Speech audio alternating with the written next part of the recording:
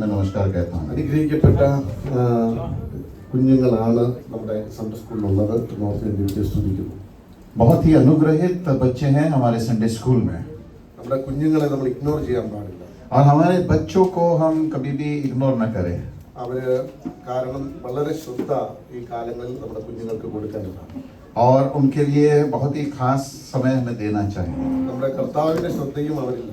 और खास करके हमारे प्रभु का भी ध्यान उनके ऊपर है. നല്ല കുഞ്ഞുങ്ങളാണ്. അവര് 2 പ്രോഗ്രാം നടത്തി സ്കിറ്റും ഒക്കെ ആയിട്ട് നടത്തിയത് നല്ല 2 മെസ്സേജാണ് നമുക്ക് തന്നത്. और 2 स्किट जो हमने देखा दोनों में बहुत ही अच्छा संदेश हमने देखा. ഞാൻ ഈ കഴിഞ്ഞ ദിവസം ആശയിൽ സന്തോഷിപ്പിക്കും എന്ന് നമ്മുടെ ഈ റോമാലേഖനം 12:12 പറയുന്നു. और आशा में खुशी होना और संतुष्ट होना रोमियो के पत्री उसके 12वें अध्याय में हम देखते हैं. നമ്മൾ ദൈവം നമുക്ക് വേണ്ടി ഒരുക്കിയിരിക്കുന്ന എല്ലാത്തിലും നമുക്ക് संतोषिपान इड़ाईतीरुന്നു. और बस यीशु ने जो हमारे लिए जो कुछ भी हमें दिया है वो सब में हमें खुशी और आनंदित होना है. ശരിക്കും പറഞ്ഞാൽ NLT ട്രാൻസ്ലേഷൻ എല്ലാ വഴികളിലും സന്തോഷിപ്പിക്കുന്നതാണ്. और अगर हम कुछ ट्रांसलेशन में देखो तो इस तरह लिखा है कि हर एक मार्ग में हम खुशी मनाएं. നമ്മൾ ദൈവ പദ്ധതിക്ക് വേണ്ടി നമ്മളെ ഒരുക്കി കൊടുക്കണമെന്നാണ് ദൈവം നമ്മളെക്കുറിച്ച് ആഗ്രഹിക്കുന്നത്. परमेश्वर चाहता है कि परमेश्वर के जो भी उसका प्लान है उसमें हम अपने आप को तैयार करके रखें. ഞാൻ ഒരു ഷോർട്ട് ആയിട്ട് ഒരു 1-2 ചിന്ത പറഞ്ഞ് ഞാൻ ഇരിക്കാനാണ് താല്പര്യപ്പെടുന്നത്. और बड़े संक्षिप्त में 1-2 बातें मैं कह करके बढ़ना चाहता हूं. Jeremiah chapter 29:11. Jeremiah chapter 29 verse 11. क्योंकि यहोवा की यह वाणी है जो कल्पनाएं मैं तुम्हारे विषय में करता हूँ उन्हें मैं जानता हूँ. वह हानि की नहीं वरन कुशल की है और अंत में तुम्हारी आशा पूरी करूंगा. നിങ്ങൾ പ്രത്യാശിക്കുന്ന അല്ലേ? और तुम जो आशा रखते हो 29 അതിന്റെ 11 പ്രത്യാശിക്കുന്ന ശുഭഭാവി വരുവാൻ തക്കവണ്ണം നിങ്ങളെക്കുറിച്ച് നിരൂപിക്കുന്ന നിരൂപണങ്ങൾ ഇന്നവ എന്ന് ഞാൻ അറിയുന്നു. യിരെമ്യാ പറയുന്നു ദൈവത്തിന് നമ്മെക്കുറിച്ചൊരു പ്ലാൻ ഉണ്ട്. और यिर्मयाह नबी कहता है कि आपके विषय में प्रभु के पास एक योजना है. നമ്മൾ അഭിവൃദ്ധിപ്പെടണമെന്നാണ് ദൈവത്തിന്റെ പ്ലാൻ. और वो चाहता है हम बढ़ोतरी प्राप्त करें. നമുക്ക് നല്ലൊരു ഭാവി നല്ലൊരു ഫ്യൂച്ചർ നമുക്ക് വേണം. और वो चाहता है कि एक अच्छा भविष्य हमारे विषय में. അതാണ് ദൈവത്തിന്റെ പ്ലാൻ. और यही परमेश्वर चाहता है. ദൈവത്തിന്റെ പ്ലാൻ അതായിരിക്കുമ്പോൾ തന്നെ जब परमेश्वर की ये योजना आपके लिए है तभी ആ പ്ലാനിനകത്ത് എന്ത് ട്രബിൾ ഉണ്ടായാലും എന്ത് പ്രയാസങ്ങൾ ഉണ്ടായാലും അതിന്റെ നടുവിൽ ദൈവത്തിന്റെ കരം നമ്മുടെ കൂടെ ഉണ്ടാകും. और उस योजना के बीच में चाहे कितनी भी मुश्किलें आ गए हो परंतु परमेश्वर वो अच्छे के लिए लेकर चलता है. അത് തിന്മയ്ക്കല്ല നന്മയ്ക്കായിട്ടാണെന്ന് പറയുന്നു. और आपके बुरे के लिए नहीं परंतु अच्छाई के लिए वो लेकर के चलता है. അപ്പോൾ നമ്മുടെ ജീവിതത്തിൽ ദൈവം തന്നിരിക്കുന്ന കാര്യങ്ങൾ എന്ത് തന്നെയാണെങ്കിലും അത് നന്മയ്ക്കായി കൂടി വ്യാപരിക്കാനാണ് ദൈവം നമ്മളെക്കുറിച്ച് ആഗ്രഹിക്കുന്നത്. और हमारे जीवन में जो कुछ भी होता है वो सब भलाई के लिए परमेश्वर हमारे लिए करता है. അപ്പോൾ നമ്മൾ ആ അഭിവൃദ്ധിയിലേക്ക് ദൈവം നമ്മളെ നടത്തിക്കൊണ്ട് പോകും. और उस बढ़ोतरी की तरफ परमेश्वर हमें लेकर के चलता है. നമ്മൾ ബൈബിളിൽ നോക്കുമ്പോൾ നമ്മൾ പലപ്പോഴും നല്ല ഒരു ഇതാണ് യോസഫിന്റെ ജീവിതത്തിൽ നമ്മൾ നോക്കിയാൽ. और परमेश्वर के वचन में अगर हम देखें तो यूसुफ के विषय में परमेश्वर की योजना के विषय में हम देखते हैं. ഒത്തിരി പ്രാവശ്യം നമ്മൾ യോസഫിനെ കുറിച്ച് കേട്ടിട്ടുണ്ട്. यूसुफ के विषय में हमने बहुत बार सुना है. ദൈവത്തിന് എന്നെ കുറിച്ചൊരു പ്ലാൻ, ഞാൻ യഥാർത്ഥമായിട്ട് പറഞ്ഞ ദൈവത്തിന് എന്നെ കുറിച്ചൊരു പ്ലാൻ ഉണ്ടെങ്കിൽ അതിനെതിരായി എത്ര കാർമേഘം ഇരുണ്ടുകൂടിയാലും ദൈവം ആ ദൈവത്തിന്റെ പ്ലാൻ തന്നെ നമ്മളെ കൊണ്ടുപോയി നമ്മളെ അഭിവൃദ്ധിയിലേക്ക് നയിക്കുവാനിടയാണ്. और यदि परमेश्वर की योजना आपके जीवन में है तो भले कितने भी घने बादल क्यों ना आ जाए उसके बीच में फिर भी परमेश्वर की योजना जो पूरी होनी है वो होगी. നമ്മൾ ചിന്തിക്കണം, നമ്മളെ നിരാശാജനകമായ അനുഭവത്തിലൂടെ നമുക്ക് പോകും. और कई बार हम इस तरह से सोचते हैं हम निराशा में से होकर के चल रहे हैं. നമ്മളെ വിമർശിക്കുന്ന ഒത്തിരി ആളുകൾ ഉണ്ടാകും. और हमारे प्रति हमारे खिलाफ बोलने वाले बहुत से लोग हो सकते हैं. പക്ഷെ ദൈവത്തിന് നമ്മെക്കുറിച്ചൊരു സ്പെഷ്യൽ പ്ലാൻ ഉണ്ടെന്ന് നമ്മൾ മറന്നു പോകരുത്. परंतु परमेश्वर के पास हमारे लिए एक बड़ी खास योजना है. യോസഫിനെ കുറിച്ച് കാണുന്നത് ജെനസിസ് ചാപ്റ്റർ 37 उत्पत्ति की पुस्तक उससे 37वें अध्याय में इस तरह से लिखा है. അവിടെ ചരിത്രം എങ്ങനെയാണ് പറയുന്നത്? യോസഫിന് 17 വയസ്സായി എന്ന് പറഞ്ഞാൽ തുടങ്ങുന്നത്. और वहां पे इतिहास में इस तरह से लिखा है यूसुफ केवल 17 साल का बालक था. യോസഫിന് പലവിധ വിഷയങ്ങൾ അവിടെ ഉണ്ടാകുന്നുണ്ട്. और वहां पे यूसुफ के जीवन में बहुत सी घटनाएं होती हैं. എന്നാൽ ഒന്നാമത് യോസഫ് ഒരു പ്രത്യേക മനുഷ്യനായിരുന്നു. लेकिन पहली बात, यूसुफ एक बड़ा खरा, एक अच्छा व्यक्ति था। അവൻ എവിടെ ചെന്നാലും അവനൊരു പ്രത്യേകതയുണ്ട്. और जहाँ कहीं भी जाता था वो थोड़ा अलग नजर आता था। അവൻ രാജാവിന്റെ അടുക്കൽ വന്നപ്പോൾ രാജാവ് പറഞ്ഞു ഇവനിലൊരു പ്രത്യേകതയുണ്ട്. और जब वो राजा के सामने आया तब राजा ने कहा इसमें कुछ खास बात है। പൊത്തിഫേറിന്റെ വീട്ടിൽ ചെന്നപ്പോൾ പൊത്തിഫേറിന്റെ വീട്ടിലും ഒരു പ്രത്യേകത അവരവിടെ കാണുവാനിടയായി. और जब पोतीफेर के घर में पहुंचा तो वहां पर भी उसके अंदर कुछ खास बात दिखी। നമുക്കറിയാം യോസഫിനെ തന്റെ പിതാവ് ഒത്തിരി സ്നേഹിച്ച വ്യക്തിയാണ്. और हम जानते हैं यूसुफ को उसका पिता बहुत ही प्रेम करने वाला था। യോസഫിന് പിതാവ് അങ്കി കൊടുക്കുന്നുണ്ട്. और उसके पिता ने उसके लिए खास पहनावा दिया, एक चोंगा दिया। യാക്കോബിന് റേച്ചലിൽ ഉള്ള മകനാണ് യോസഫ്. और याकूब का बहुत ही खास और प्रिय बालक था, बेटा था यूसुफ।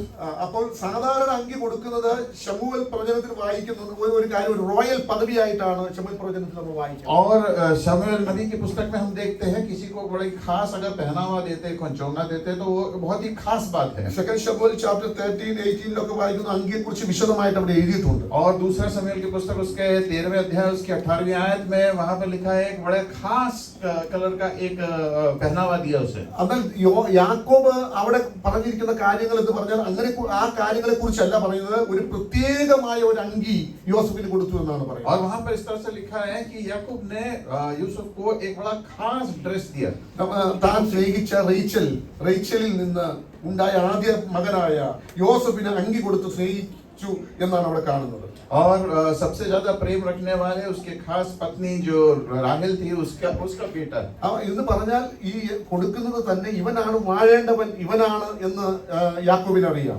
और वो जब वो देता था, ये खास तोहफे को देता था, वो जानता था कि यही आगे चल करके बड़ा श्रेष्ठ बनने वाला। എന്നാൽ അവന്റെ സഹോദരന്മാർക്ക് അവനോട് വളരെ വളരെ വഴക്ക്, അവനോട് പിണക്കമുണ്ടാകുവാനിടയായി. परंतु उसके भाइयों को उससे बड़ी ईर्ष्या थी। ആ അങ്കി കൊടുത്തതിന്റെ പേരിൽ അവനോട് ഒരു പെരുത്ത, ശരിക്കും പറഞ്ഞാൽ ഒരു പിണക്കമാണ് അവർക്കുണ്ടാകാനിടയായത്. और क्योंकि उसे खास एक ड्रेस मिला था, इस कारण से उसके भाइयों ने उससे बड़ी ईर्ष्या की। അപ്പോൾ ആ വെറുപ്പ് തോന്നിയത് ഈ ഏറ്റവും തന്നെ സ്നേഹിക്കുന്ന യോസഫിനെ സ്നേഹിച്ചാണ് ഈ അങ്കി കൊടുത്തതെന്ന് സഹോദരങ്ങൾ മനസ്സിലാക്കിയതുകൊണ്ടാണ്. और उसके भाइयों ने इस तरह से समझा कि क्योंकि पिता बहुत ही प्रेम करता है इस बेटे से, इसलिए उसको खास पहनावा दिया, स्पेशल ड्रेस दिया। പക്ഷെ യോസഫ് പ്രത്യേകതയുള്ളവനായിരുന്നു.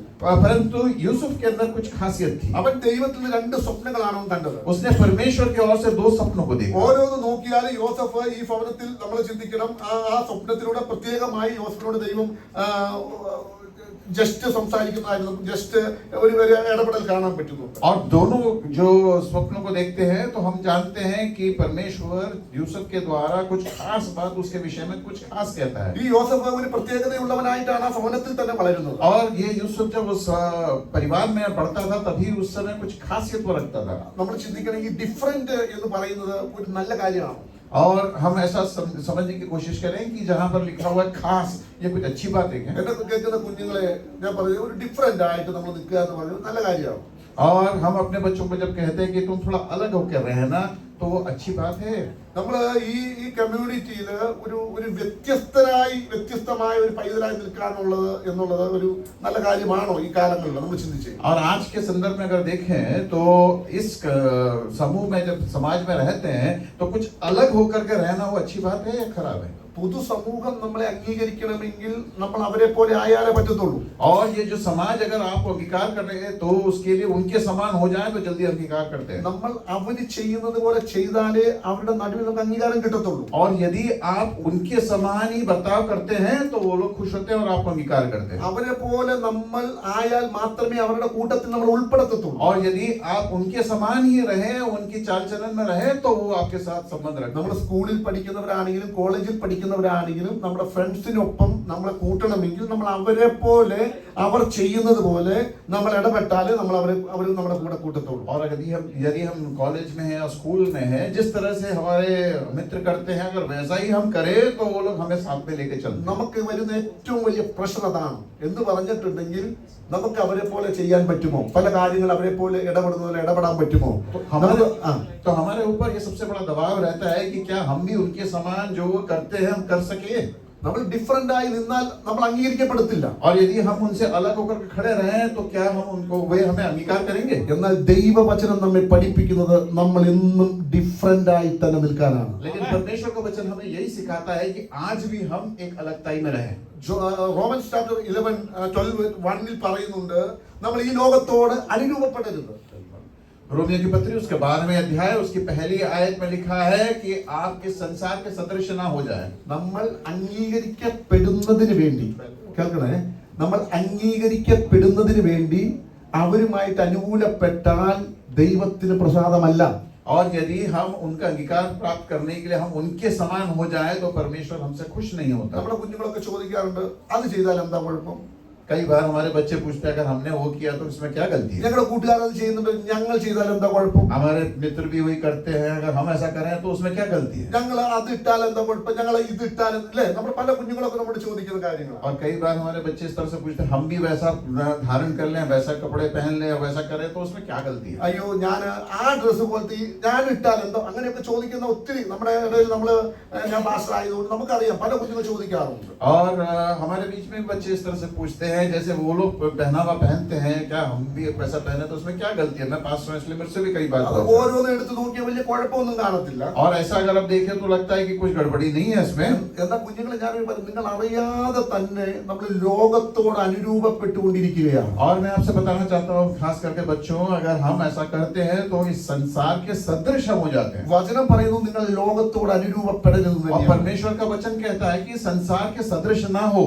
നിങ്ങളുടെ ശരീരങ്ങളെ ജീവനും വിശുദ്ധിയുമുള്ള യാഗമായിട്ട് തന്നെ സമർപ്പിക്കണം. अपने जीवन को पवित्र या बलि के समान अब तैयार रखें. അങ്ങനെയാണെങ്കിൽ അനുരൂപപ്പെടാതെ ഡിഫറെന്റ് ആയി നമ്മൾ നിന്ന് നമ്മുടെ ജീവിതം നയിക്കുമ്പോൾ അത് ദൈവത്തിന് പ്ലീസിംഗ് ആണ്. ദൈവത്തിന് അത് സന്തോഷകരമായിരിക്കും നമ്മുടെ ജീവിതത്തെ കുറിച്ച്. और यदि हम इस संसार के सदृश ना हो करके हम अपने आप को पवित्रता में रखें तो परमेश्वर हमारे जीवन से बहुत खुश होता है. അപ്പോൾ ഞാൻ അടുത്തൊരു ചോദ്യമാണ്, ഞാൻ പിന്നെ ആരെ പ്ലീസ് ചെയ്യും?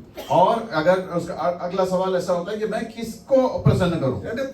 എന്റെ കൂട്ടുകാരെ പ്ലീസ് ചെയ്യാൻ എനിക്ക് ചെയ്യുവാൻ കഴിയുമോ? और क्या मैं अपने मित्रों को खुश कर सकता हूँ? എന്റെ ക്ലാസ്മേറ്റിനെ പ്ലീസ് ചെയ്യണ്ടേ? मेरे जो क्लासमेट है उनको खुश करना जरूरी नहीं ഞാൻ है. ദൈവത്തെയാണോ പ്ലീസ് ചെയ്യേണ്ടത്? क्या मैं परमेश्वर को खुश करता रहूं? ഇതൊരു വലിയ സമ്മർദ്ദമാണ് നമ്മുടെ കുഞ്ഞുങ്ങളിലുള്ള. और हमारे बच्चों के बीच में ये बड़ा संघर्ष होता रहता है. പക്ഷെ ഞാൻ ഇന്ന് പകൽ വെച്ചിരിക്കുന്ന ക്യാരക്ടർ യോസഫാണ്. യോസഫ് ഒരു ഡിഫറെന്റ് മാൻ ആയിരുന്നു, ഒരു വ്യത്യസ്തതയുള്ള ഒരു പൈതലായിരുന്നു. और आज मैं जिस किरदार के बारे में कहना चाहता हूँ वो यूसुफ है. वो एक अलग व्यक्ति था. ദൈവത്തിന്റെ കരങ്ങളിൽ ആരൊക്കെ ഉപയോഗിക്കപ്പെട്ടിട്ടുണ്ടോ അവരെല്ലാം ഡിഫറെന്റ് ആയി നിന്നവരാണ്. और परमेश्वर की उपस्थिति में जो कोई उनसे इस्तेमाल किए गए वे सारे लोग अलगताई में रहने वाले लोग. ദൈവമക്കളെ, നിങ്ങളെ കുറിച്ച് ദൈവം വെച്ചിരിക്കുന്ന ഒരു പ്ലാൻ ഉണ്ട്. ആ പ്ലാനിൽ നിങ്ങൾ എത്തിച്ചേരണമെങ്കിൽ നിങ്ങൾ ഡിഫറെന്റ് ആയി തന്നെ നിന്നേ മതിയാകത്തുള്ളൂ. और परमेश्वर के आपके विषय में एक खास योजना है, उसके लिए आपको अलग होना जरूरी है. അതുകൊണ്ട് നമ്മൾ ചിന്തിക്കണം, ഈ ദിവസങ്ങളിൽ നമ്മൾ വളരെ പ്രാർത്ഥിക്കണം. और इन दिनों में हमें बहुत प्रार्थना करना जरूरी है. വളരെ സമ്മർദ്ദങ്ങൾ സ്കൂളിലും കോളേജുകളിലും ഉണ്ട്. और बहुत प्रकार के दबाव हमारे ऊपर कॉलेज में और स्कूल में है. എന്നാൽ എല്ലാ കുഞ്ഞുങ്ങളും വിചാരിക്കണം, എന്നും ചിന്തിക്കേണ്ട ഒരു കാര്യം, ഞാൻ ഒരു ദൈവ പൈതലാണ്. और हमारे सारे बच्चे इस बात को हमेशा ध्यान रखें, मैं परमेश्वर का बेटा या बेटी हूं. എന്നെ ദൈവം കാണുന്നുണ്ട്, എന്നെ അറിയുന്നുണ്ട് എന്നൊരു ചിന്ത നമ്മൾ ഭരിക്കണം. मुझे परमेश्वर देख रहा है, परमेश्वर मुझे मेरे ऊपर नजर रख रहा है, इस बात को हमेशा हम ध्यान में रखें. അതുകൊണ്ട് ദൈവമക്കൾ ഈ ദിവസം വളരെ ശക്തമായിട്ട് ഞാൻ എൻ്റെ സഭയിലെ കുഞ്ഞുങ്ങളോട് പറയാറുണ്ട്, നിങ്ങൾ പേഴ്സണലായിട്ട് പ്രത്യേകം ഇരുന്ന് പ്രാർത്ഥിക്കണം. നമ്മൾ മാതാപിതാക്കളോട് ചേർന്ന് പ്രാർത്ഥിക്കുന്നുണ്ട്, വൈകിട്ടും രാവിലെ ഒക്കെ പ്രാർത്ഥിക്കും. എന്നാലും ദൈവമായിട്ട് അല്പസമയം, ഞാൻ അവരോട് പറഞ്ഞൊരു 15 മിനിറ്റ് എങ്കിലും ദൈവമായിട്ട് നിങ്ങൾ വ്യക്തിപരമായി ഒന്ന് പ്രാർത്ഥിക്കണം. സകലവും അറിയുന്ന, എന്നെ നന്നായി അറിയുന്ന ആ യേശുപ്പച്ചനോട് നമ്മുടെ വിഷയങ്ങളൊക്കെ തുറന്നു പറഞ്ഞ് ഒരു പ്രത്യേക പ്രാർത്ഥിച്ച് ആ ദൈവവുമായിട്ടുള്ളൊരു ബന്ധത്തിലേക്ക് കുഞ്ഞുങ്ങൾ വന്നാൽ, ദൈവങ്ങളെ ഇതുപോലൊരു സന്തോഷം അതിനെ പോലെ വേറെ മറ്റൊന്നില്ല. और मैं अपने खलीसा में खास करके कहता हूँ, हमारे बच्चों के लिए खास समय निकालकर अलग से प्रार्थना करना बहुत जरूरी है, ताकि वे परमेश्वर के मार्ग में आगे बढ़े. अगर आगे वो बढ़ते हैं तो उससे बढ़ करके कोई खुशी हमारे जीवन में नहीं हो सकती. അപ്പോൾ നമ്മൾ ചിന്തിക്കണം, നമ്മൾ ആരാണ്? ഞാൻ ദൈവ പൈതലാണ്. और इस बात को समझे कि हम कौन है, हम क्या परमेश्वर के बच्चे हैं. നമ്മളൊരു പുതിയ മനുഷ്യനാണ്. हम एक नए मनुष्य हैं. ആ പുതിയ മനുഷ്യനാണ് നമ്മുടെ ഉള്ളിലുള്ളത്, അത് ശക്തിപ്പെടണം. और जो हमारे अंदर जो शक्ति, नए मनुष्य की जो शक्ति हमारे अंदर होनी അപ്പൊ चाहिए। നമ്മളെ കുറിച്ച് ദൈവത്തിന് ഒരു സ്പെഷ്യൽ പ്ലാൻ ഉണ്ട്. परमेश्वर को हमारे विषय में एक खास उद्देश्य है, कुछ खास योजना है। അതുകൊണ്ടാണ് യോസഫിന് ദൈവം 2 ഡ്രീം കൊടുത്തത്, സ്വപ്നങ്ങൾ കൊടുക്കുവാനിടയായത്. और इस कारण से परमेश्वर ने यूसुफ को 2 सपने दिए സിമ്പിൾ ആയിട്ടുള്ള സ്വപ്നമായിരുന്നു. और बहुत ही साधारण और सहज सपने थे। യോസഫിന്റെ കറ്റ ഉയർന്നു നിൽക്കുന്നു. और जो यूसुफ के जो कटनी काट करके रखा धान वो खड़ा हुआ था। മറ്റുള്ള കറ്റകൾ യോസഫിന്റെ കറ്റയെ നമസ്കരിക്കുന്നത് കാണും. और बाकी जितने बांध के रखे हुए जो कटनी करके रखे थे वो धान सब गिरे पड़े और नमस्कार कर रहे थे यूसुफ के। രണ്ടാമത്തെ സ്വപ്നം സൂര്യനും ചന്ദ്രനും നക്ഷത്രങ്ങളും ചേർന്ന് യോസഫിനെ നമസ്കരിക്കുന്നതായി കാണും. और दूसरे जो सपना उसने देखा, सूरज चांद और जो तारे हैं वो सब मिलकर के यूसुफ के सामने उसकी वंदना कर ഈ रहे हैं। 2 സ്വപ്നങ്ങൾ നമ്മൾ പരിശോധിച്ചിട്ടുണ്ടെങ്കിൽ, और यदि इन दोनों सपनों को अगर हमने जांचा, ഓരോ സ്വപ്നത്തിലും നമ്മൾ ബൈബിൾ മൊത്തം എടുത്താൽ ആ സ്വപ്നത്തിലൂടെ ദൈവം സംസാരിക്കുന്നുണ്ട്. और एक एक सपने में अगर हम अपने बाइबल को पढ़े तो हम समझ सकते हैं कि परमेश्वर उसमें से खास बात करता है। എന്നാൽ ഈ സ്വപ്നത്തിലൂടെ ദൈവം ഇത്രയും കാണിച്ചതല്ലാതെ ഒത്തിരി കാര്യങ്ങളൊന്നും ഇടപെട്ടതായിട്ട് കാണുന്നില്ല. ഒത്തിരി പ്രാവശ്യം സംസാരിക്കുകയോ ഒത്തിരി ഇടപെടുകയോ ചെയ്തതായിട്ട് കാണുന്നില്ല. इन सपनों के द्वारा जो कुछ परमेश्वर ने कहा है बस उतना ही कहा, बहुत बार उससे बातचीत करा नहीं और कुछ समझाया नहीं। നമ്മൾ വായിച്ചാൽ മനസ്സിലാകും, പല കാര്യങ്ങൾ സ്വപ്നങ്ങൾ നമ്മൾ പഴയ നിയമത്തിൽ പുതിയ നിയമത്തിൽ പഠിച്ചാൽ ആ സ്വപ്നത്തിലൊക്കെ ഒത്തിരി സംസാരിക്കുന്നുണ്ട്, ദൈവം ഇടപെടുന്നുണ്ട്. और हम पुराने नियम में नए नियम में देखें तो बहुत सारी बातें हैं जहाँ पर स्वप्न के द्वारा परमेश्वर हमसे बात करता है, बहुत सारी बातें सिखाता है। എന്നാൽ ഈ സ്വപ്നത്തിൽ യാതൊരു ഡീറ്റെയിൽസും ദൈവം യോസഫിന് കൊടുക്കുന്നില്ല. लेकिन इस सपने के विषय में परमेश्वर यूसुफ को कोई खास डिटेल नहीं बताता है। ദൈവം ഇവിടെ ചെന്ന് ഒരു കാര്യം ഞാൻ പറയാം, ചില പ്രത്യേക വഴികളിലൂടെ ദൈവം നമ്മൾ ഒരു പക്ഷേ നമ്മളെ നയിക്കും. लेकिन परमेश्वर हमें कुछ खास संदर्भ में से होकर के हमें आगे लेकर के बढ़ाता है। അത് ഈ സ്വപ്നം യോസഫ് കൊടുത്തു കഴിഞ്ഞപ്പോൾ യോസഫ് മറ്റുള്ളവരോട് പറഞ്ഞു. और जब यूसुफ को ये स्वप्न मिला तो उसने बाकी लोगों से इस बात को कहा। അപ്പൊ അത് പറഞ്ഞപ്പോൾ മുതൽ സഹോദരങ്ങൾക്ക് ദേഷ്യവും ഉണ്ടായി. और जब उसने इन बातों को, इस स्वप्न के विषय में उनसे बातचीत की, अब उसके भाइयों को उससे बड़ी ईर्ष्या हुई। ഇങ്ങനെയുള്ള കാര്യങ്ങളൊക്കെ നമ്മുടെ ജീവിതത്തിൽ സംഭവിക്കാം. और हमारे जीवन में भी एक घटना हो सकती है। ദൈവം പറഞ്ഞിരിക്കുന്ന വാഗ്ദത്തങ്ങളൊക്കെ നമ്മൾ ഒരു പക്ഷേ മറ്റുള്ളവരോട് പറയാം. और परमेश्वर जो हमसे वायदा करता है, हमसे जो बोलता है, हो सकता है हम लोगों को बताते हैं। 2 ചിന്തകൾ പറയുന്നുണ്ട്. സ്വപ്നം പറയേണ്ട കാര്യമില്ലായിരുന്നു എന്നൊരു ചിന്ത വേറെ പറയുന്നുണ്ട്. और एक तरह से लोग इस तरह से बोलते हैं कि जो स्वप्न मिला था उसे बोलने की क्या जरूरत थी। എന്നാൽ സ്വപ്നം പറയണമെന്നൊരു വേറൊരു ചിന്തയും പറയുന്നു. और दूसरे इस तरह से सोचते हैं कि जो स्वप्न परमेश्वर ने दिया है उसे बोलना नहीं।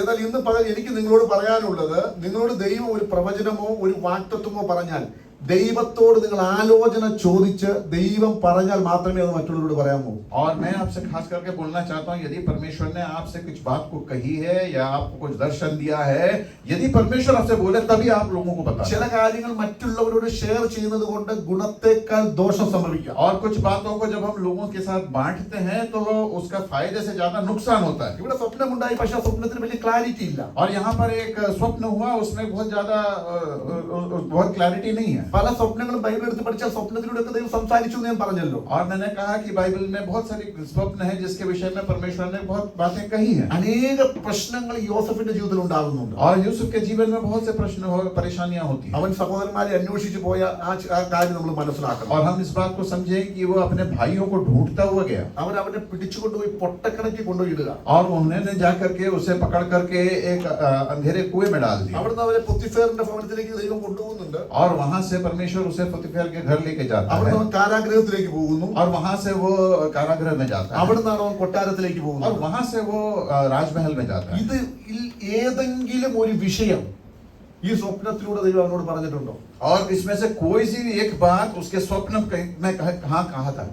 ഒരു പ്രസിഡന്റെന്നോ അല്ലെങ്കിൽ ഒരു പൊട്ടക്കിണറുണ്ടെന്നോ ജയിലോ ഇതൊന്നും ദൈവം ആ സ്വപ്നത്തിലൂടെ പറഞ്ഞിട്ടില്ല. और उस स्वप्न में ना तो उसको एक अंधेरे कुएं के बारे में कहा या उसको जेल के विषय में कहा, ऐसी कोई भी बात उस स्वप्न में नहीं लिखी थी। പല ദൈവങ്ങളെ ഇന്ന് ഞാൻ പറയാം, ദൈവം നമ്മളോട് പറഞ്ഞ് ദൈവത്തിന്റെ വാഗ്ദത്തങ്ങൾ ഉള്ളപ്പോൾ തന്നെ നമ്മൾ പോകുമ്പോൾ പല കാര്യങ്ങൾ നമുക്ക് ഒരു പക്ഷെ കാണാൻ പറ്റിയെന്ന് വരത്തില്ല.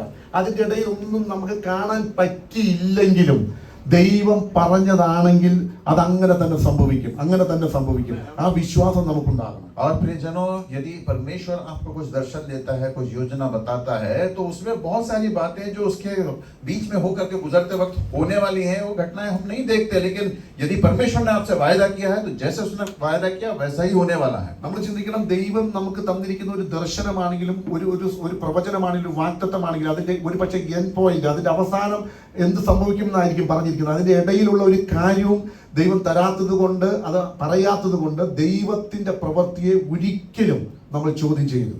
और क्योंकि परमेश्वर जो हमें स्वप्न देता है वो अंत के विषय में देता है, उसके बीच में जो घटना होने वाली सारी बातें शायद नहीं बताता है, इस कारण से उस पर कभी भी संदेह नहीं करना. परमेश्वर ने जो कहा वो वैसा ही करेगा. ഒരു ഡ്രീം ദൈവം തന്നിട്ടുണ്ടെങ്കിൽ, ഒരു പ്രവചനം ദൈവം തന്നിട്ടുണ്ടെങ്കിൽ, ഒരു വാഗ്ദത്തം ദൈവം തന്നിട്ടുണ്ടെങ്കിൽ അതിനായി മാത്രം നീ പ്രാർത്ഥിച്ചുകൊണ്ടിരിക്കുക. അത് വരും നിശ്ചയം. നിങ്ങൾ ശക്തമായി അതിനുവേണ്ടി പ്രാർത്ഥിക്കണം. और यदि परमेश्वर ने आपको कोई योजना बताई है या कोई दर्शन दिया है तो वो उसे वो पूरा करेगा. उसके लिए आप प्रार्थना करते रहे, वही अंत में वो करने എനിക്ക് करेगा. നിന്നെ കുറിച്ചൊരു പ്ലാൻ ഉണ്ട്. അതാണ് നമ്മൾ വായിച്ചത്, നിന്റെ ഭാവി അനുഗ്രഹിക്കപ്പെടണം. और परमेश्वर के वचन में हमने यही पढ़ा है कि तुम्हारे विषय में एक भविष्य में रखता പക്ഷേ हूँ. ഇത് യോസഫിന് മനസ്സിലായില്ല. और ये बात यूसुफ को समझ में नहीं आई. യോസഫ് വ്യക്തമില്ലാത്ത സ്വപ്നം, വ്യക്തമില്ലാത്ത യാത്രയുമാണ് യോസഫിന്റെ ജീവിതത്തിൽ. और उसकी यूसुफ की जो यात्रा है और उसका जो स्वप्न है वो उसमें कुछ ज्यादा उसको मालूम नहीं. വഴിയിൽ വന്ന് സംഭവിച്ചതെല്ലാം തന്നോട് പറഞ്ഞ വാഗ്ദത്തത്തിന് വിരുദ്ധമായിട്ടുള്ള കാര്യങ്ങളാണ് വഴിയിൽ സംഭവിച്ചത്. और जो उस रास्ते में वो बढ़ता था तो उसके जो जो घटना हो रही थी, उसने जो दर्शन देखा उसके विपरीत दिख रहा ഇന്ന് है. പകൽ എന്നെ കേൾക്കുന്ന സൺഡേ സ്കൂൾ ടീച്ചേഴ്സ്, മാതാപിതാക്കളെ, നിങ്ങൾ എല്ലാവരും, കുഞ്ഞുങ്ങളെ ഞാൻ പറയട്ടെ, ഒരു പക്ഷേ പല കാര്യങ്ങളും നമ്മൾ അപ്രതീക്ഷിതമായിട്ട് ദൈവം പറഞ്ഞതിന് വിരുദ്ധമായ, ചിലപ്പോൾ ദൈവം പറഞ്ഞ ആ പോയിന്റ്, ആ എൻഡിങ് പോയിന്റ് എത്തിയിട്ടില്ല, അതായിരിക്കും ദൈവം കാണിച്ചത്. പക്ഷെ ഇപ്പോൾ പോകുന്നത് അതിനേക്കാൾ പ്രതികൂലമായ സാഹചര്യത്തിലാണ്. എന്നാൽ ഒരിക്കലും ദൈവത്തെ ചോദ്യം ചെയ്യാതെ അത് വീണ്ടും നിങ്ങൾ പ്രാർത്ഥിച്ചുകൊണ്ടിരിക്കുക, ദൈവത്തോട് സംസാരിച്ചുകൊണ്ടിരിക്കുക. ദൈവം തക്ക സമയത്ത് അതിന്റെ പ്രവൃത്തി നമുക്ക് കാണിച്ചു തരുവാനിടയാണ്. और यदि परमेश्वर ने आपके विषय में कुछ योजना रखी है और अब जब आप उसमें से होकर के चलते हैं, बातें आपके सकारात्मक नहीं ना होती होंगी, फिर भी आप विश्वास के साथ आगे बढ़ना, जो उसने कहा है वो उसे पूरा करेगा. प्रार्थना पूर्वक आगे बढ़ो. പാവം പൊട്ടക്കിണറ്റിൽ കിടന്നപ്പോൾ ഇതൊന്നും അറിഞ്ഞില്ല. वो जब उस अंधेरे कुएं में पड़ा था तो इस बात को वो नहीं जानता था. ഇസ്മായിലിയുടെ പുറകെ പോയപ്പോൾ ഇതൊന്നും അറിഞ്ഞില്ല. इस्माइलियों को जब उसे बेच दिया गया, उनके पीछे वो चढ़ रहा था तो उसे नहीं पता था क्या होने वाला है. പുതിഫേറിന്റെ ഭവനത്തിൽ ഒരു കുറ്റവും ചെയ്യാതെ കാരാഗ്രഹത്തിൽ പോയപ്പോഴും പാവം ഇതൊന്നും അറിയുന്നില്ല. और जब वो पुतीफर के घर में था, बिना कोई गलती करे उठा करके उसे जेल में डाल दिया गया, तब भी वो नहीं समझ पा रहा था. ഹൃദയത്തിൽ വല്ല ചിന്ത വന്ന് കാണും. ഒരു യോസഫ് ഒരു മനുഷ്യല്ലേ, ചിന്ത വന്ന് കാണാം. और यूसुफ भी हमारे समान एक मनुष्य था, तो हो सकता है उसके मन में भी इस तरह का विचार आया होगा. എന്നാൽ ഒരു പരാതി പറഞ്ഞതായി അവർ കാണുന്നില്ല. लेकिन कहीं पर भी उसने दोष लगाते हुए नहीं देखा. ഓരോ വഴികളിലും കംപ്ലൈന്റ് പറഞ്ഞതായി കാണുന്നില്ല. और कहीं भी वो परमेश्वर के विरोध में कुछ बोलते हुए हम नहीं देखते. അവിടെ പൊത്തിഫേറിന്റെ വീട്ടിലും അവൻ വിശ്വസ്തയോടെ തന്നെയാണ് നിന്നത്. और पुतीफर के घर में भी बड़े विश्वास योग्यता के साथ वो रहता. അവിടെയും പരാതി പറയുന്നവരായി കാണുന്നില്ല. वहां पर भी वो कुड़कुड़ाने वाला नहीं था. ദൈവങ്ങളെ, ഈ ദിവസങ്ങളിൽ വളരെ നമ്മൾ ഈ ശക്തമായി പ്രാർത്ഥന 2024 നമ്മൾ പരാതി പറയാതെ ദൈവത്തിന് സ്തോത്രം ചെയ്യും. ദൈവം നടത്തുന്ന വഴികളിൽ കർത്താവിന് മഹത്വം കൊടുത്തു പോവുകയും ചെയ്യുക. प्रियजनों, 2024 में हम परमेश्वर के खिलाफ दोष न लगाते हुए और प्रतिदिन उसे धन्यवाद देते हुए उसके मार्ग पर आगे चलें. കുഞ്ഞുങ്ങളെ, ഞാൻ എന്തായിരിക്കണമെന്നും എന്റെ ഭാവി എന്തായിരിക്കണമെന്നും നിന്നെ കുറിച്ച് ദൈവത്തിന് നല്ല പ്ലാൻ ഉണ്ട്. प्रिय बच्चों, आपके विषय में परमेश्वर की एक खास योजना है कि आप क्या बनोगे और कैसे आगे बढ़ोगे. ദൈവത്തോട് പ്രാർത്ഥിക്കണം, കർത്താവേ എന്റെ ഭാവി എന്തായിരിക്കണം, ഞാൻ എങ്ങോട്ടാണ് പോകേണ്ടത്. ദൈവത്തോട് കുഞ്ഞുങ്ങൾ പ്രാർത്ഥിക്കാൻ തുടങ്ങ്. നിന്നെ നല്ല പ്ലാനിലൂടെ ദൈവം നടത്തുവാനിടയാണ്. और प्रिय बच्चों, आपसे कहना चाहता हूं कि परमेश्वर से आप प्रार्थना करें कि मुझे मेरे भविष्य में परमेश्वर आप मेरे साथ रहे, परमेश्वर अच्छा भविष्य आपको നമ്മൾ ഈ देगा. ദിവസങ്ങളിൽ വളരെ ശക്തമായി കുഞ്ഞുങ്ങൾ പ്രാർത്ഥിക്കണം. और इन दिनों में प्रिय बच्चों, आपको बड़े शक्ति के साथ प्रार्थना करना है. നമ്മുടെ ഭാവിയെ കുറിച്ച്, നമ്മുടെ കാര്യങ്ങളെ കുറിച്ച് പലരും പലതും പറഞ്ഞേക്കാം. അതൊന്നും കുഞ്ഞുങ്ങൾ നോക്കണ്ട. നമ്മൾ ദൈവത്തോട് പ്രാർത്ഥിക്കുക. अपने भविष्य के विषय में बहुत से लोग आपसे नकारात्मक बातें करेंगे, उसके ऊपर ज्यादा ध्यान न दे. परमेश्वर से प्रार्थना ഓരോരുത്തരുടെ അഭിപ്രായം നമ്മൾ കേട്ടുകൊണ്ടിരിക്കാൻ നോക്കരുത്. और सभी के अभिप्राय को सुनते ना बैठे रहें. നമ്മൾക്കറിയാം, ടെലിഫോൺ കണ്ടുപിടിച്ചത് അലക്സാണ്ടർ ഗ്രഹാം എന്ന് പറയുന്ന ആളാണ്. और हम जानते हैं कि टेलीफोन का आविष्कार अलेक्जेंडर ग्राहम बेल ने किया. അദ്ദേഹത്തിന്റെ ഫാദറിലോ പറഞ്ഞൊരു കാര്യമുണ്ട്, ഇത് കുട്ടികൾക്ക് പോലും കളിക്കാൻ പറ്റാത്ത ഒരു ടോയ് പോലും എന്ന് പറഞ്ഞാൽ അതുപോലും കൊള്ളില്ല എന്നുള്ള രീതിയിലാണ് പറഞ്ഞത്. और उसके जो फादर इन लॉ ने इस तरह से कहा कि बच्चों को खेलने का खिलौना भी नहीं है ये चीज. ഇത് വളരെ ഫിസിസ്റ്റ് ആയ ഒരു ലോർഡ് കാൽവിൻ ഒരിക്കൽ പറഞ്ഞത് റേഡിയോയ്ക്ക് ഒരു ഭാവിയും ഇല്ലെന്നാണ്. और लॉर्ड कैल्विन ने इस समय में इस तरह से कहा कि रेडियो को कोई भविष्य नहीं है. എന്നാൽ ഇവകളെ അതൊക്കെ എല്ലാം മാറി മറിഞ്ഞു വന്നില്ലേ? और प्रियजनों, हम देखे हैं कि इतिहास में ये सारी चीजें बदल कर आ कर 1899 ചാൾസ് ഡ്യൂ എന്ന് പറഞ്ഞ ആൾ പറഞ്ഞത് ഇനി കണ്ടുപിടിക്കാൻ ഒന്നുമില്ലെന്നാ. 1899 1899 में एक व्यक्ति ने इस तरह से कहा कि अब आविष्कार करने के लिए कुछ भी नहीं बचा. ദൈവമക്കളെ, നമ്മൾ മനസ്സിലാക്കേണ്ട ഒരു കാര്യം, ഇവരൊക്കെ പറഞ്ഞവരൊക്കെ ഈ മണ്ണിൽ മറഞ്ഞുപോയി. അനേക കാര്യങ്ങൾ അനുഗ്രഹമായി ദൈവം തീർക്കുവാനിടയായി. और हम जानते हैं कि इन तरह की बातों को कहने वाले सारे लोग मर गए और मिट गए हैं, लेकिन परमेश्वर के राज्य में बहुत सारी चीजें हम देख रहे हैं कि आज भी बढ़ता ഞാൻ है. എൻ്റെ വാക്കുകൾ ചുരുക്കാം. ഞാനൊരു കാര്യം പറയാം. ഒരു ഡ്രീം നമ്മുടെ അകത്ത് ദൈവം തന്നിട്ടുണ്ടെങ്കിൽ और यदि परमेश्वर ने आपके अंदर एक स्वप्न को दिया है, അതിനെ നമ്മൾ വളർത്തണം. അതിനെ നമ്മൾ വളർത്തണം. उसे हमें बढ़ाना चाहिए. ആ പ്ലാൻ ദൈവം നമുക്ക് തന്നിട്ടുണ്ടെങ്കിൽ അതിനെ നമ്മൾ നിശ്ചയമായും അതിനെ വളർത്തുവാൻ, ആ ഡ്രീമിനെ വളർത്തുവാൻ ഇടയാകണം. और यदि आपको एक दर्शन परमेश्वर ने दिया है तो उसे प्रोत्साहित करना और उसे बढ़ाना बहुत നമ്മുടെ जरूरी है. കൂട്ടുകാരോ നമ്മുടെ ആളുകളോ ഒന്നിനെ നമ്മളെ നിരുത്സാഹപ്പെടുത്താം, നമ്മുടെ കൂട്ടുകാർ നമ്മളെ പരിഹസിക്കാൻ, നിങ്ങൾ ഡിഫറെന്റ് ആയിട്ട് നിൽക്കുന്നത് കൊണ്ട്. പക്ഷെ അതിനൊന്നും വകവെക്കരുത്. കാരണം നീ ദൈവത്തിന്റെ പ്ലാനിലുള്ള വ്യക്തിയാണ്. കുഞ്ഞുങ്ങളെ, നിങ്ങൾ മനസ്സിലാക്കണം, നിങ്ങൾ ദൈവത്തിന്റെ പ്ലാൻ വിട്ട് മാറരുത്. ആ പ്ലാനിൽ തന്നെ നിന്നാൽ, ഞാൻ ഇന്ന് പകൽ ഒരു പ്രവചന ശബ്ദമായി നിങ്ങൾ ഏറ്റെടുത്തോ, നിങ്ങളെ ദൈവം അനുഗ്രഹിക്കുന്നത് ഒരു മനുഷ്യൻ കാണാത്ത രീതിയിൽ. നിങ്ങളുടെ മാതാപിതാക്കളൊക്കെ നമ്മളെയൊക്കെ ഒരു പോയിന്റ് ഇട്ടിട്ടുണ്ട്, ഇത്രയൊക്കെ ആവുള്ളൂ. അല്ല, ദൈവത്തിന്റെ പ്ലാനിൽ നീ ഏൽപ്പിച്ചു കൊടുത്താൽ, അതിനെ നീ വളർത്തുവാനായി നീ പ്രാർത്ഥിച്ചുകൊണ്ടിരുന്നാൽ, ദൈവം നിന്നെ അനുഗ്രഹിക്കും, ദൈവം നിന്നെ മാനിക്കും. കർത്താവ് നിങ്ങളെല്ലാവരെയും അനുഗ്രഹിക്കട്ടെ എന്ന് ഞാൻ പ്രത്യേകം പ്രാർത്ഥിക്കുക. യോസഫിന്റെ ജീവിതത്തെക്കുറിച്ച് എല്ലാവർക്കും അറിയാവുന്ന കാര്യമാണ്. ഞാൻ ഒത്തിരി ഒന്നും പറയേണ്ട കാര്യമില്ല. അനുഗ്രഹിക്കപ്പെട്ട ഒരു ചർച്ചാണ്. നിങ്ങളൊക്കെ ചെറുപ്പത്തിൽ സൺഡേ സ്കൂളിൽ പഠിച്ചു വരുന്ന കുഞ്ഞുങ്ങൾ. പക്ഷെ ഞാനൊരു കാര്യം പറയാം, നിങ്ങളൊരു ഡിഫറെന്റ് ആണ്. നിങ്ങളുടെ സ്കൂളുകളിലും നിങ്ങളൊരു കോളേജിലും ഡിഫറെന്റ് ആണ്. അതായിരിക്കണം ദൈവം നിങ്ങളെ അനുഗ്രഹിക്കുമാറാകട്ടെ. और जिस तरह से पास्टर साहब ने कहा कि अगर आपके अंदर परमेश्वर ने एक दर्शन दिया, आपके खिलाफ लोग बोलेंगे, उसके ऊपर आप ज्यादा ध्यान न दें, परंतु परमेश्वर की और प्रार्थना में लगे रहे. यूसुफ के विषय में कुछ बातें आपसे कही, आप लोग सब बातों जानते हैं. जैसे यूसुफ ने दर्शन को पकड़े रखा और परमेश्वर ने उसको अनुग्रहित किया. आपका जीवन को भी बच्चों परमेश्वर अनुग्रहित करेगा. उसके अनुग्रह में आगे നിങ്ങൾ എല്ലാവരെയും അനുഗ്രഹിക്കട്ടെ എന്ന് പ്രത്യേകം പ്രാർത്ഥിക്കുന്നു. നിങ്ങൾക്ക് ദൈവം അനുഗ്രഹിക്കപ്പെട്ട ദർശനങ്ങൾ, വെളിപ്പാടുകൾ, അതോടൊപ്പം തന്നെ അത് വളർത്തിയെടുത്ത് ഈ 2024 മുതൽ നിങ്ങൾ അനുഗ്രഹിക്കപ്പെടട്ടെ. അതിനായിട്ട് ഞാൻ പ്രത്യേകം പ്രാർത്ഥിക്കുന്നു. ഇങ്ങനെയുള്ള അവസരം തന്ന എല്ലാവരോടും നന്ദി പറയുന്നു. ദൈവം അനുഗ്രഹിക്കുമാറാകട്ടെ. और आपके जीवन में परमेश्वर एक खास दर्शन दे और उस दर्शन में आप आगे बढ़ते जाए, अनुग्रहित हो. इस प्रार्थना के साथ आप सबों को इस 2024 में अनुग्रहित करने के लिए मैं प्रार्थना करते हुए बैठता हूँ.